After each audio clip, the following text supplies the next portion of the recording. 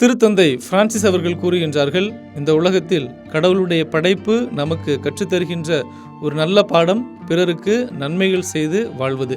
திருவருகை கால முதல் நாள் சிந்தனை நமக்கு விடுக்கக்கூடிய ஒரு அழைப்பு. நாம் அனைவரும் கடவுள் படைத்த படைப்புகளைப் போல நாமும் பிறருக்கு நன்மைகளை செய்ய வேண்டும் என்பதே. தொடக்க நூல் முதல் அதிகாரத்தில் நாம் அடிக்கடி வாசிக்கக்கூடிய ஒரு வார்த்தை, கடவுள் அது நல்லது என கண்டார். கடவுள் ஒவ்வொரு படைப்பையும் படைத்த பிறகு அது நல்லது என கண்டார். காரணம், அது நன்மையை கொடுக்கக்கூடியதாக இருந்தது. படைப்பு முழுவதும் கடவுளுடைய இதயத்தை, அவருடைய குணத்தை வெளிப்படுத்துகிறது. அது நன்மை செய்வது. நம்மை படைத்த கடவுள் எப்படி இந்த படைப்பின் மூலமாக நமக்கு நன்மைகள் செய்கிறாரோ அதுபோல நாமும் பிறருக்கு நன்மைகள் செய்து நாம் இந்த கிறிஸ்து பிறப்பிற்கு நம்மை தயாரிக்க வேண்டும்.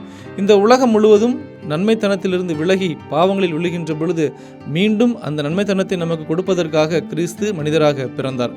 அவருடைய வாழ்வு முழுவதும் பிறருக்கு நன்மை செய்வதாக அமைந்தது. அப்படியென்றால் அவருடைய பிறப்பை கொண்டாடுகின்ற நாமும் பிறருக்கு நன்மைகள் செய்ய வேண்டும்.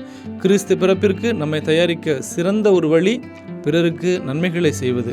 எபிரேயர் 13:16 வாசிக்கின்றோம், நன்மை செய்யவும் பகிர்ந்து வாழவும் நீங்கள் மறவாதீர்கள், காரணம் அது ஒன்றுதான் கடவுளுக்கு உகந்த ஒரு வாழ்வு என்று. நான் பிறருக்கு ஒவ்வொரு நாளும் நன்மைகள் செய்கின்றேனா என்பதை சிந்திப்போம். இன்றைய நாளில் யாராவது ஒருவருக்கு நன்மைகளை செய்து வரவிருக்கின்ற கிறிஸ்து பாலனை நாம் எதிர்நோக்குவோம். ஜெபிப்போம். இந்த உலகத்தை நன்மைகளால் நிறைத்த ஆண்டவரே, எங்கள் நன்மைகளால் எங்கள் குடும்பத்தையும் சமூகத்தையும் நிரப்ப எங்களுக்கு அருள் தாரும். ஆமேன்.